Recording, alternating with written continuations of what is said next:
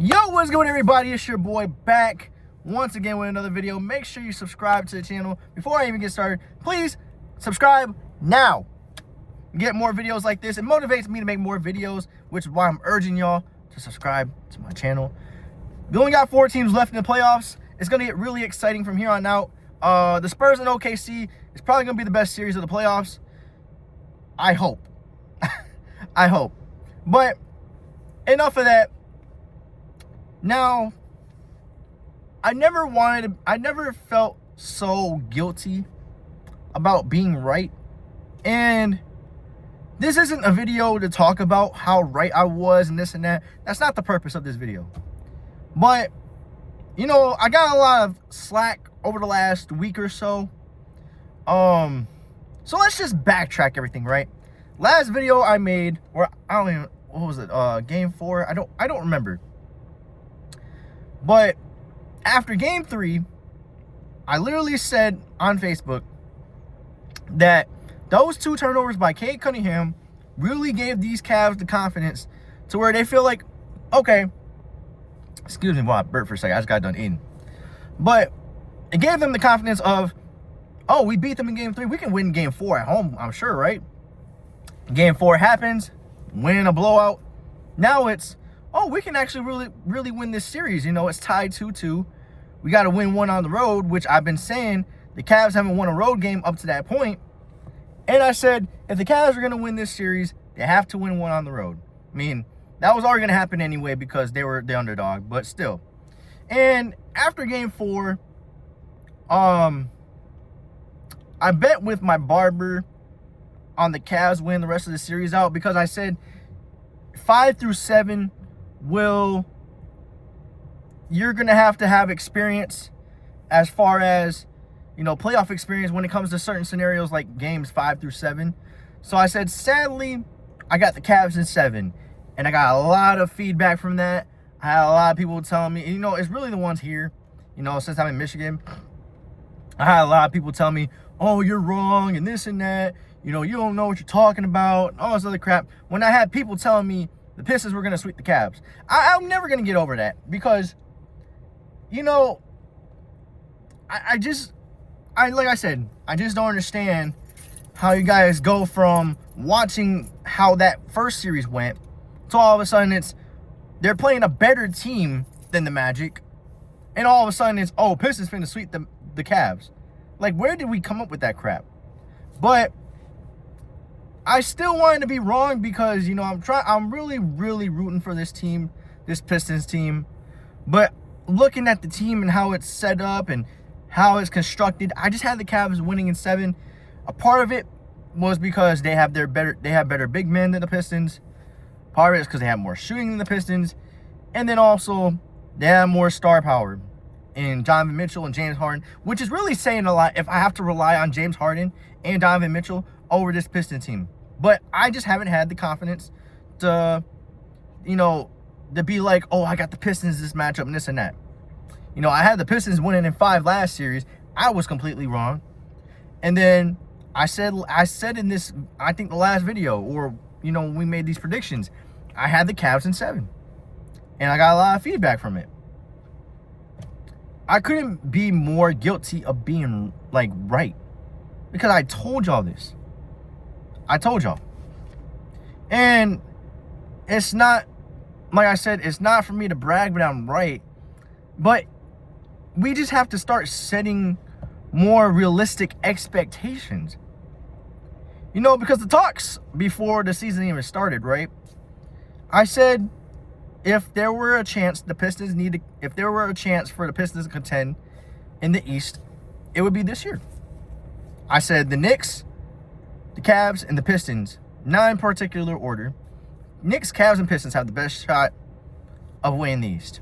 Part of that was because, you know, no Pacers because of Halliburton.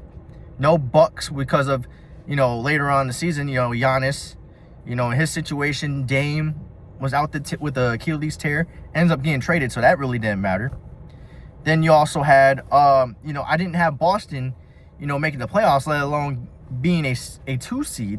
Granted, they blew a 3-1 lead, but I didn't have the Celtics even making the playoffs. You know, I was wrong on that. But I said, look at all the top, like, who's left. You got the Knicks, who, they still have their same roster and everything. New coach. You have the Pistons, who gained some experience from last year. They can only go up from here. Then you had the Cavs, which the way that they lost last year, I said they'll probably avenge this year. And to start off, they didn't really play that great. It got so bad to where they had to trade for James Harden to turn everything around. Got up to a 4th seed, but turn it around regardless. But I said the Pistons can contend in the East since all the top dogs were out, basically. And this was their best chance. And, even though they won 60 games in the regular season, it didn't really convince me enough to be like, oh, this is a championship team and this and that. I think everybody got caught up in the moment of, oh, they're at 60 wins. They should be going for a championship. But not thinking thoroughly on how flawed this roster is. You got 2 players on that starting 5 that just can't shoot. They can't shoot. They can't space the floor. They're really good on defense. At least one of them is. But when the games get tough and you got to score in the half court, what's their offense like? Complete shit. It's only 1 against 5 at this point. The way last night went. 1 against 5. And I just really didn't trust this team to like, I just could not get on the Pistons bandwagon as much as I wanted to. I didn't trust it. I had to see them at least get past the second round for me to convince myself, okay, they're here to stay and this and that, yada, yada, yada. But it didn't happen. It didn't happen. And now everybody's all disappointed and this and that. I've been seeing a lot of stuff over this morning. And they do this with every Detroit team. And I mean, like I said, I tried to reconcile with y'all, with the fans. But man, it's like every year with Detroit, whenever they lose and this and that, it's rigged and this and that, yada, yada. And I know why people are saying that, because they aired a promo between the Cavs and the Knicks. But the thing is, they set that up for Sunday. It's not like they set that up for like Tuesday or Wednesday. So they had to have something prepped just in case if the Cavs actually won Game 6. Then, they had, Game 1 in New York and this and that. I think it was just an error. I'm not saying this was rigged. The way that Game 7 went, how can y'all get on Facebook and Twitter and tell me all this crap and saying that it's rigged? I mean, did y'all actually even watch the game? Them Pistons gave up in that third quarter. You know why? Because Jared Allen should not be driving for 2 dunks like he's LeBron James. I thought I was watching LeBron last night from 2010. A simple pass in the middle, pass fake, and dunks it. A couple plays later, Paul Reed is on the side of Jared Allen. He catches the ball, wide open dunk. You can't possibly tell me, with the effort that Detroit gave out last night, all of a sudden it's, oh, this series was rigged. Miss me with that nonsense. And look, the Pistons, for the regular season, looked really good. But when it came to the playoffs, they got exposed. That has nothing to do with rigged and this and that. Vegas calls, nothing. I'm so over it.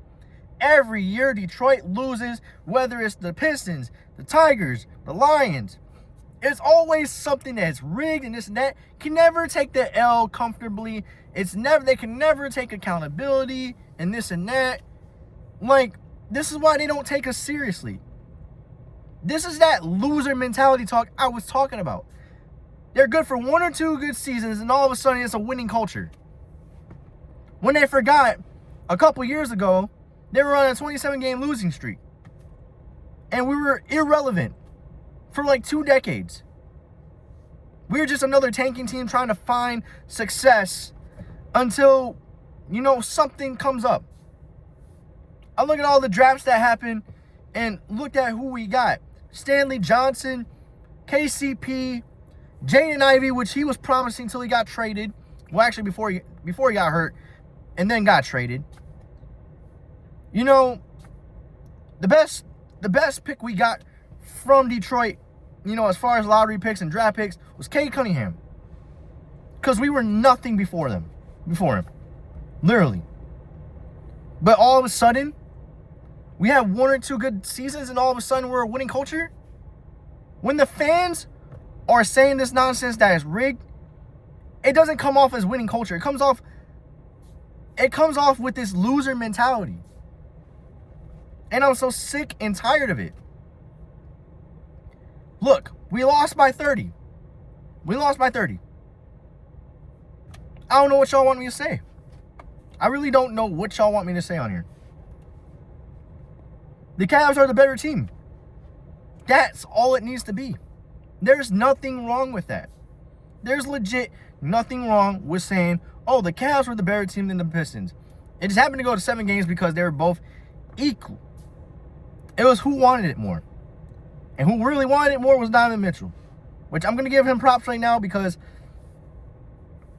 boy, would this be a different video. Sorry, but would this be a different video had the Cavs lost yesterday?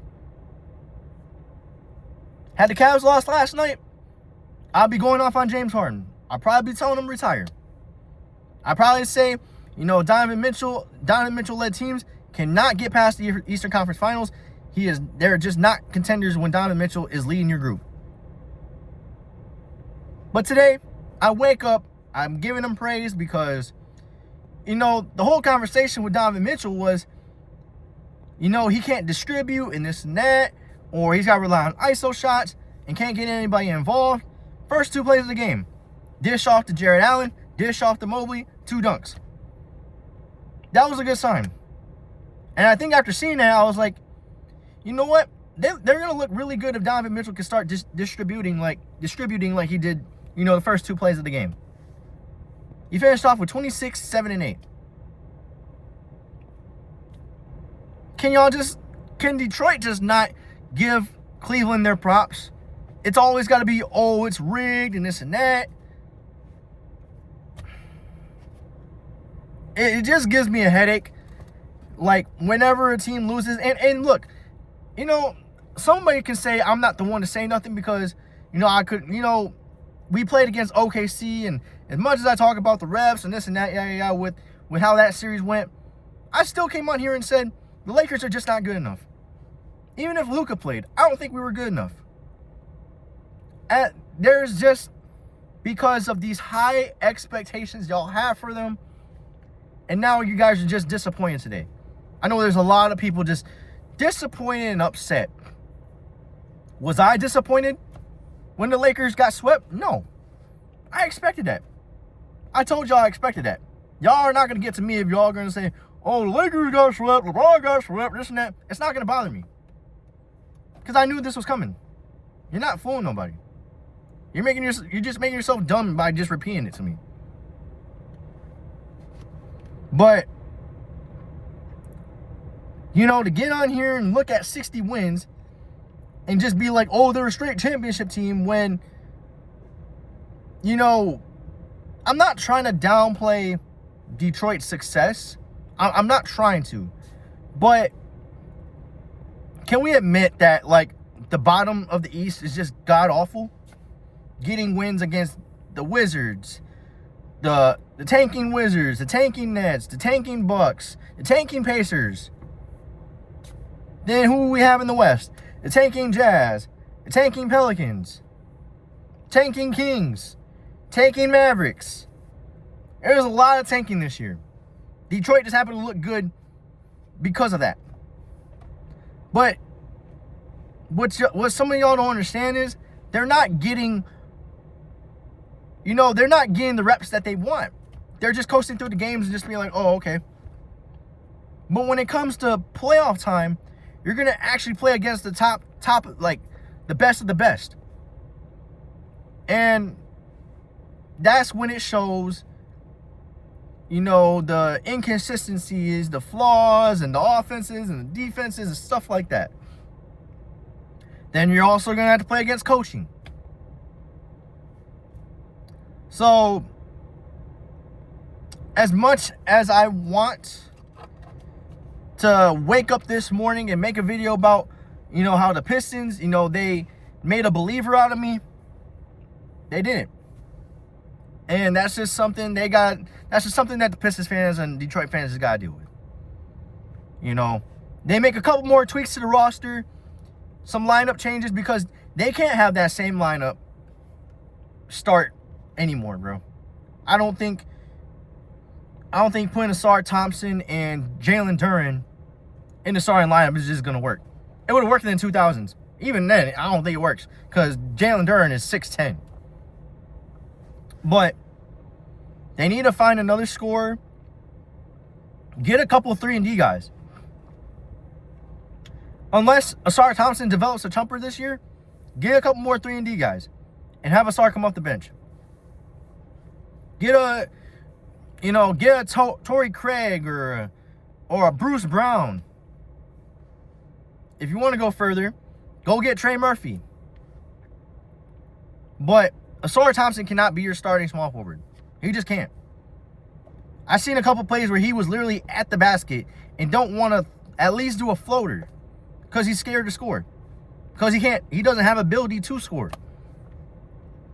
Unless it's in the fast break. And Jalen Duren. I need to breathe.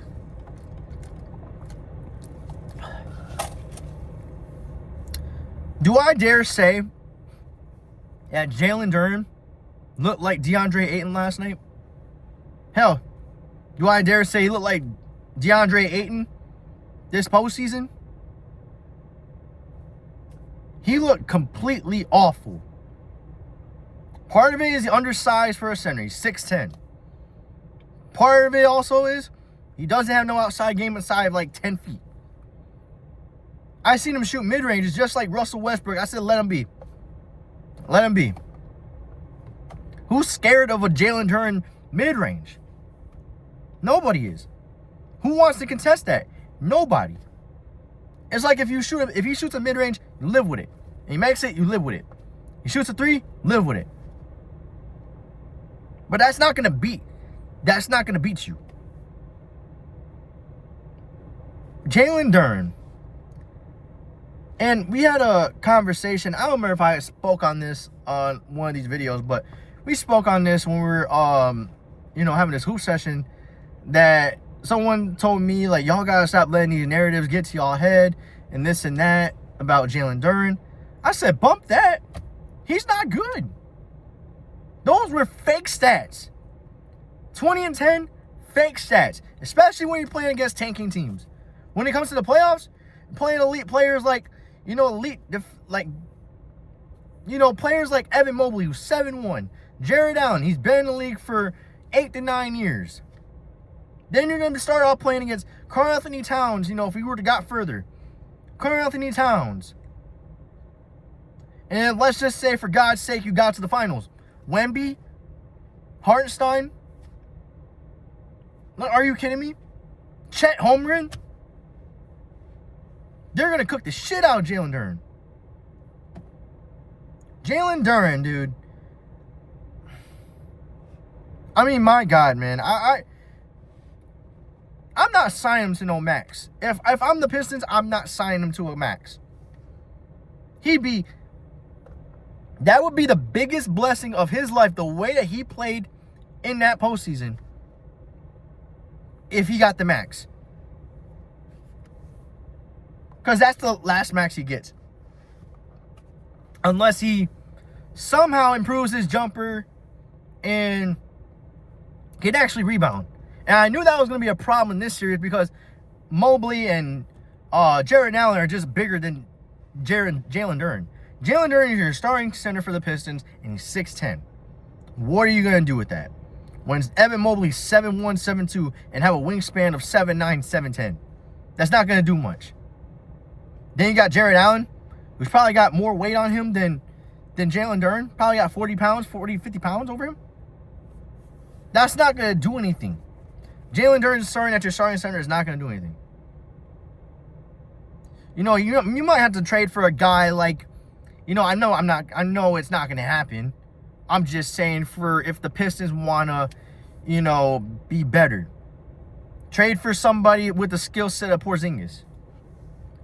Space the floor out. Maybe get Domantas Sabonis. Maybe this will help out. At least he can space the floor a little bit. And he can play make. Just like Cade Cunningham. And let me get to him in a minute, because I'm done talking about Jalen Duren. He's not worth my time anymore. You know, I kind of given him some slack. I'll applaud him for what he's had to work with this postseason. But I will say, he is turnover prone. Part of it, because of the offense that they have, which is dog shit. But also, dribbling through the passing, or trying to dribble through traffic, instead of reading the coverages. Now, I think he'll get a lot better as far as reading coverages as time goes on, this and that. He's going to be a star in this league. He's going to be playing for 15, 16 plus years. He'll see more coverages as he goes. And I think with more spacing, I think he'll do a lot better than what he's shown in this postseason. You know, averaging about 27, 28 a game with the offense that they have is really good. But the turnovers, 6 turnovers a game, that's not going to cut it. Especially when they're live ball turnovers and then they're scoring on the other end. You just got to cut those out. And then the efficiency. Efficiency was just not it. But like I said, that's part of it. Excuse me, I'm sorry. But the efficiency has to do with how the roster's constructed. I think you put a couple more shooters around him, have some people to space the floor, I think he'll do a lot better with that. But for right now, he's inefficient as hell, and his turnovers are a big problem. That's the truth about Cade Cunningham. I don't know what y'all want me to say. If you guys are taking offense to what I'm saying, then I don't know. You're just living in a cloud full of nonsense. Because there are flaws with Cade Cunningham as far as the inefficiency and turnovers, and then with this entire team. This team, it was not rigged. This series was not rigged. They just lost to a better team, and they lost to a team that wanted it more. And like I said, you watch that third quarter, they literally gave up in that third quarter. Don't give me no nonsense talking about it's rigged, because it's not. Anyways, that's going to be it for the video. I did a lot of talking, dude. I just had a lot to say because, you know, after the game, I made a post on Snapchat about this whole thing, and some of them just needed to hear it because it's just a bunch of delusion they just need to get out of. I will make another video probably tomorrow. I am off for, I was off yesterday, off today, and off tomorrow. So I actually have 3 days off for the first time in a while. So I actually will make another video tomorrow. That will be the hot takes video. I need to hurry up and do it. Like I said, I've been doing it. And then maybe another video so we can talk about the Eastern Conference Finals and the Western Conference Finals. Western Conference Finals, maybe I'll talk about that, maybe later today, or, I'll just wait for tomorrow's video or whatever. But I had to get on here and talk about Game 7 because that was an absolute joke. That was honestly an absolute joke, and I'm supposed to take this Pistons team serious? No. But anyways, make sure you guys subscribe to the channel. Until next time, I'm out.